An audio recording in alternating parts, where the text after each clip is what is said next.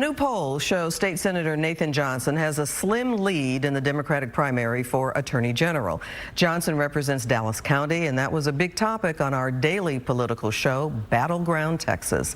Fox 4 Stephen Dial is in our digital studio with more. Hey, Stephen. Hey, Clarice, unlike the AG's race when it comes to the Republican side where we see campaign ads just about every hour, the new poll shows that many voters don't know the Democratic candidates. That poll says 40% are still unsure.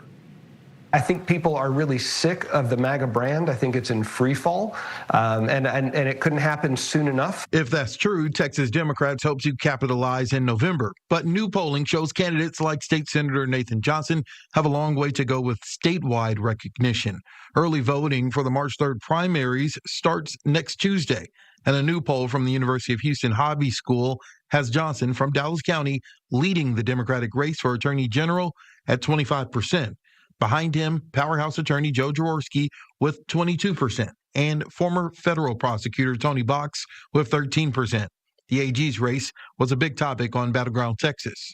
Mark, 40% unsure. That's a big number when early voting starts on Tuesday. Why do you think that is? Most of the oxygen is going to that Senate race. In our poll, we found that 60% of likely Democratic primary voters don't know who Nathan Johnson nor Joe Jaworski is, and it's a little more for Tony Box. So a lot of people, I think, are going to be going into the polling place and casting a vote for U.S. Senator, and they're going to be learning about the AG ballot being on there when they're in the polling place rather than before. Texas is an expensive state to campaign in.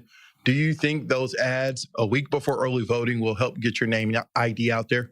That's the whole plan. It's a huge state. We got 31 million people. We could have a couple million people voting in the Democratic primary alone. On the Republican side, Congressman Chip Roy is leading State Senator Mays Middleton 33-23, with 25% of the GOP voters still unsure.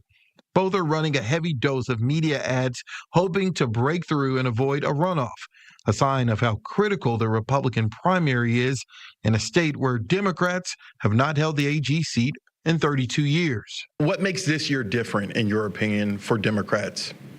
Well, I think the year is different, and I'd like to think that as a candidate, I'm different. People told me the same exact thing when I first ran for state senate in 2018. No Democrat had taken that seat in over 30 years. It was a -12 Democrat district. I won by 8 points. There were a lot of tailwinds that year, but we also ran a really good campaign, and we connected with voters on the left, in the center, and on the right. And I think that what makes this a very important year, I think it is important that we have one or more Democrats break through on a statewide level. I think it's important to the whole state. I think it's important to the country.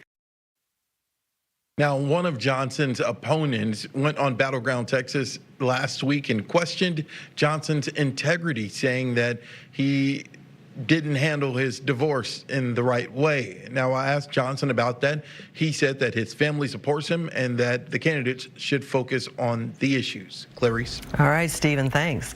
And we want to let you know, from now until the primary, Fox 4 Stephen Dial will join reporters from our Fox stations in Houston and Austin to break down the biggest races across our state on Battleground Texas. You can stream Battleground Texas every weekday on the Fox local app at 3 and 8:30 p.m.